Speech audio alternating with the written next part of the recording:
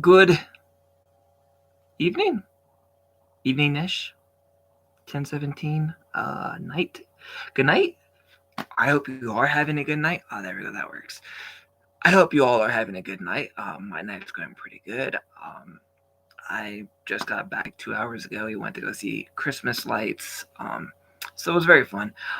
So I almost didn't do a video today because it's the best of, but then I decided, you know what? I could talk about the matches that they showed, the awards, and then little hints and pieces that they do dialogue and stuff.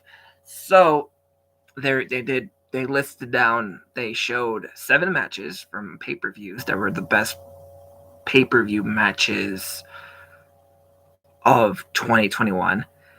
They handed out 3 awards, and they gave an interesting setup to the Knockouts Ultimate X. So I'll be talking about that. Oh, and they also set up a match at Hard to Kill and did some mid promos for their matches at Hard to Kill. Hey, Dilla, what's up? So this is going to be a very short video because it's getting late and I kind of want to watch One Piece. It's getting pretty good. All right, Samsung Notes. Let's get this done. I need to clean my phone. I love Sum 41. I have all their albums. I listen to them all the time. It's great. I live in the 90s, so all my Rockstar shirts are bands that aren't that active anymore. I have a Blink-182 shirt. I have a Sum 41 shirt. I have a My Chemical Romance shirt. Some other ones. But that's there. All right. So, let's go up. Best of Impact Wrestling Part 1. One of the best matches was the 6-man tag match at Hard to Kill. Kenny Omega's first match in Impact Wrestling when he teamed with the Good Brothers to take on Sabin, Moose, and Rich Swann. This last Sum 41 album I listened to does this. Oh, I love that album. Does This Look Infected? Great album.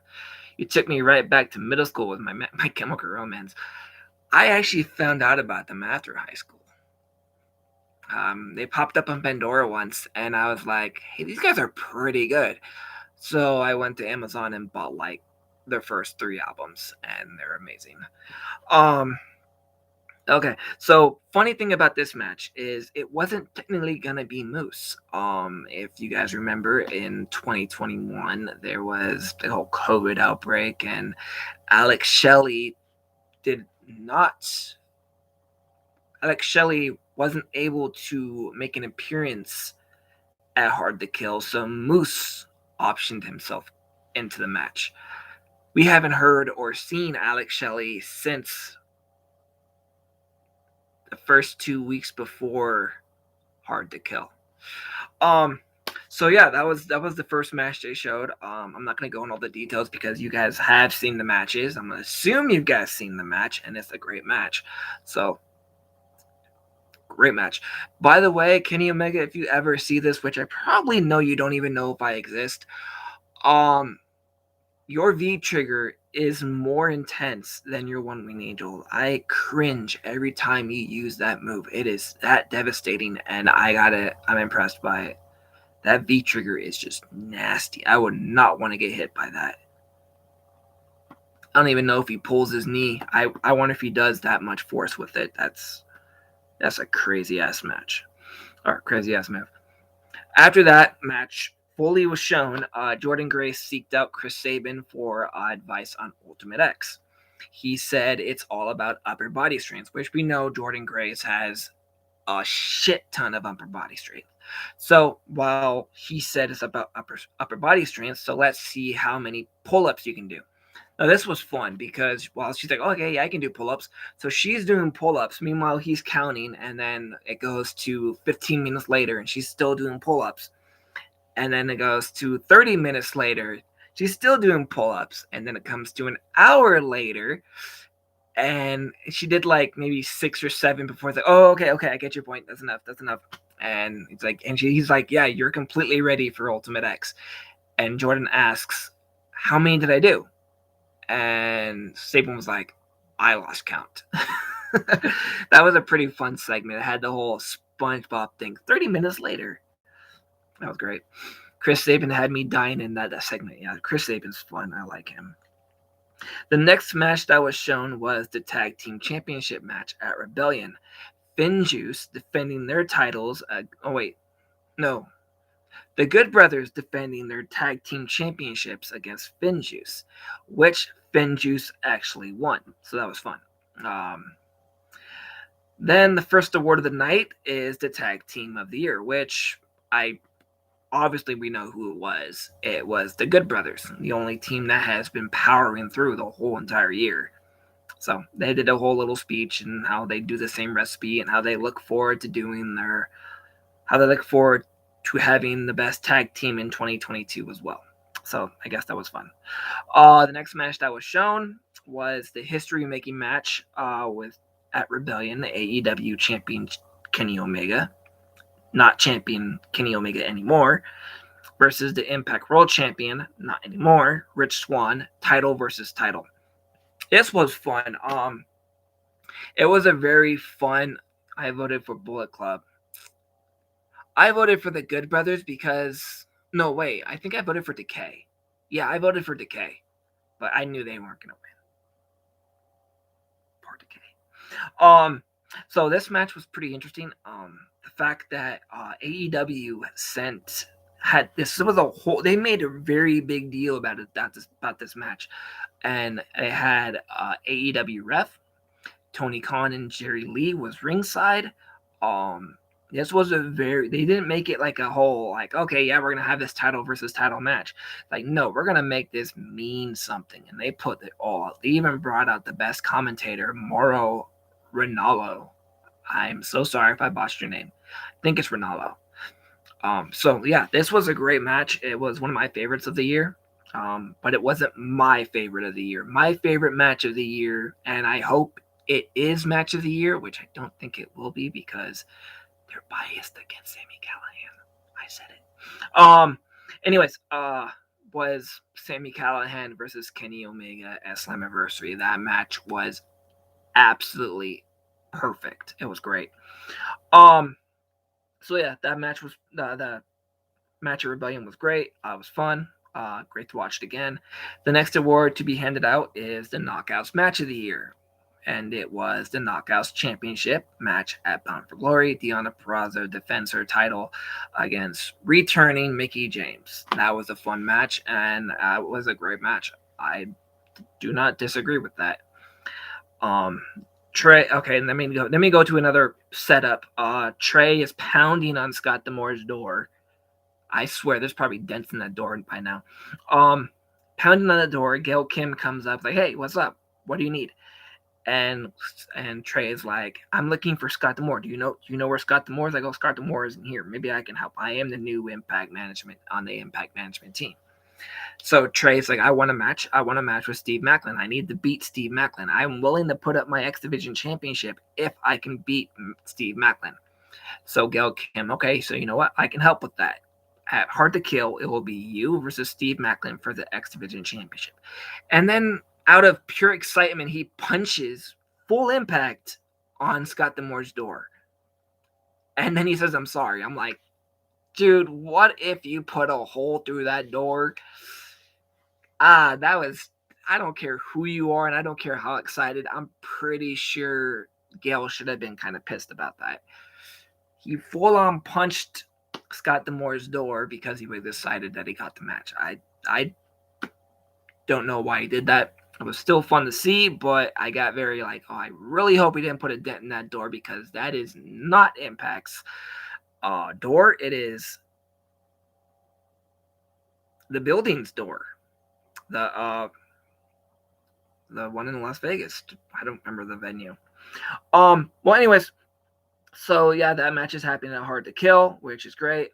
We got another coming soon vignette for Masha Slamovich. She speaks in Russian. I have no idea what she said. There was no subtitles, which Impact, you better get on that. When you have a foreign talent and they're speaking some language, you need to put in subtitles. I don't speak Russian. I don't speak Spanish. So when you do a promo like that, I have no idea what she said. I have no idea what she's going to do. I have no idea what it is. So it was just bizarre. I don't even know how to type out what she said, so I can't Google it either. So, but I'm very excited to see Masha come back. I speak a little Spanish, but if someone spoke full sentences to me in Spanish, I would be like, okay. But Russian, I can't even predict of what it means. So she's coming soon, which she'll probably have a match in January.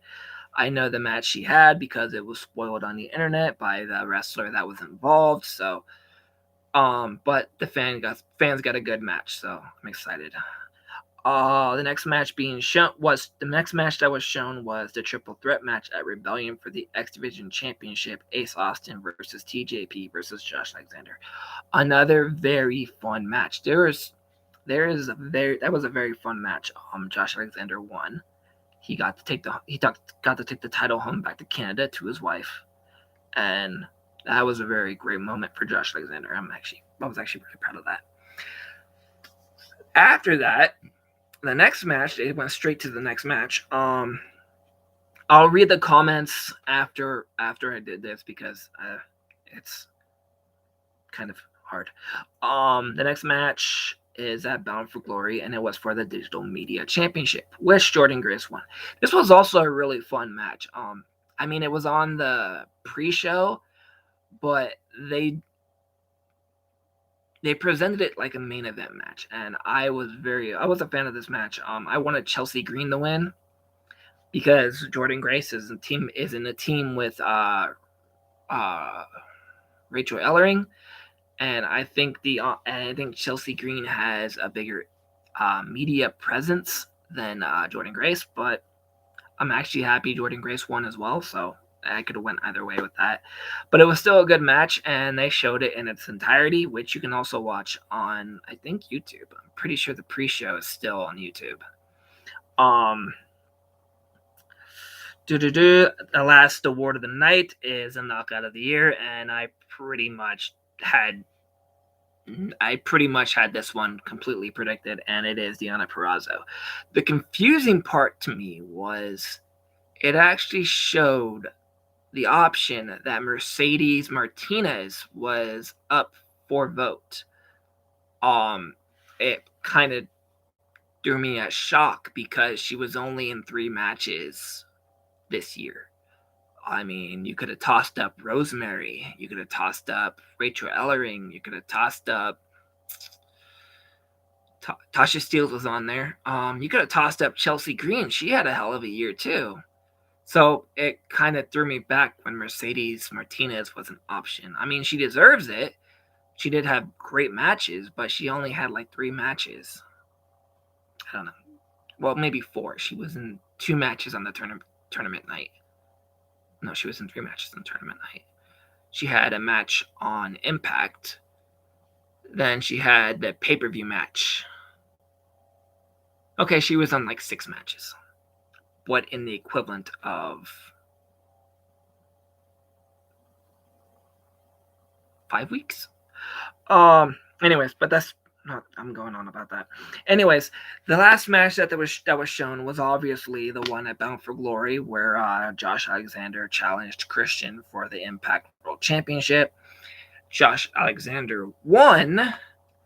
Then Moose decided to cash in the Call Your Shot trophy, and we all know Moose won that match. Will we see Josh Alexander as world champion in 2022? Yeah, 2022. So yeah, that's the end of the show. It was great. I enjoyed reliving and rewatching those matches. And for now, I am going to read the comments. I read that one. I read that down. I read that one. I voted for Bullet Club. Yeah, they had a good one too. Like, they were really impressive this year. I wish they had a category for X Division match because that Ultimate X match was insane. Yeah, the X Division matches this year were freaking amazing. Ace Austin versus Josh Alexander versus TJP was incredible. The Laredo Kid match with Chris Bay last week was great.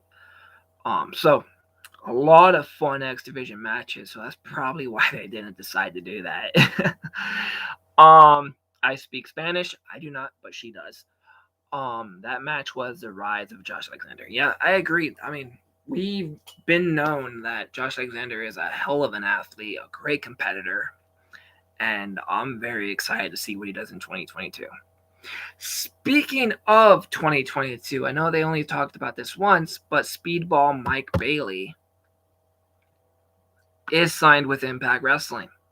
Just kind of throwing the reminder out there. He is signed by Impact Wrestling, and it is, I think it was previously rumored or written that he's going to show up in January at Hard to Kill, but at the tapings in January. I don't know, first of the new year, because they said the prediction is he's going to show up in the first few months of the new year. I don't know. I have to find the link for that. Anyways, I hope you guys all have a good Merry Christmas, Happy Holidays, Happy Kwanzaa, Happy Hanukkah, whatever you choose to celebrate with your beliefs. My personal opinion, I really hate the holidays.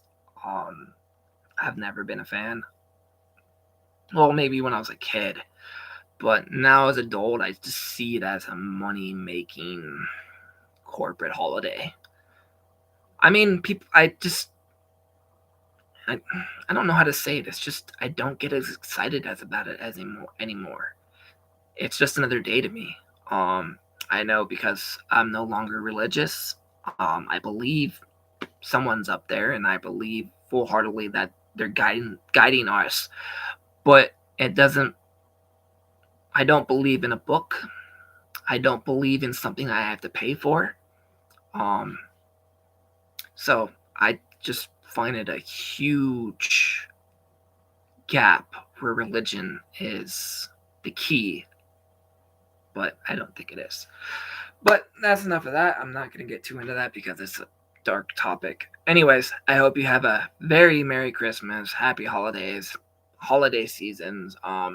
If you do have the opportunity, the best Christmas gift you can get for yourself is go see Spider-Man No Way Home. It was perfect. Fantastic. Especially if you're a nostalgic fan, which I am. I have seen every Spider-Man movie. And I was a fan. I loved it. I cried. I am a 33-year-old man that has cried in that movie. And there were so many moments that you will be completely blown away in. So I'm not saying anything more. Just go see it. Yeah. It's going to be in the theater for a long time, and I am probably going to see it in the new year again. So, I don't know. I'm also going to go see Morbius, which is also I'm excited about. I watched Spider-Man No Way Home. It was amazing. I'm not going to get into that. I'm not going to get into that. That was clever wording, but I'm not. Yeah. I've seen all the Spider-Man. I have all the Spider-Man movies. So, I've been a huge fan of Spider-Man since the early 90s when I could pick up a comic. So yeah, if you do want to gift yourself, if you're not happy with the gifts you get, just spend it at the movie theater. I did. I saw it for my birthday, thanks to my friends, and then I saw it this week thanks to me, and it was great. So anyways, I will catch you guys next week with probably the same layout of this episode where I discuss the awards, the matches that were shown, and any other hints and details of what's to come. Thank you for watching, and you can follow me on Twitter at MiseryEater101. It's a 0, not an O. And like, tweet, share, add, follow, anything. Just let me know if you let me use. I'm sorry if I'm so random tonight. I'm kind of tired. I didn't get much sleep. But enough said. I'm going to log off and watch some One Piece. It's getting really good. I hope I don't fall asleep. Anyways, thank you, and bye to Tilla for joining, because you were the only one that decided to comment, which I appreciate. Thank you, and have a very, very happy weekend. All right, bye.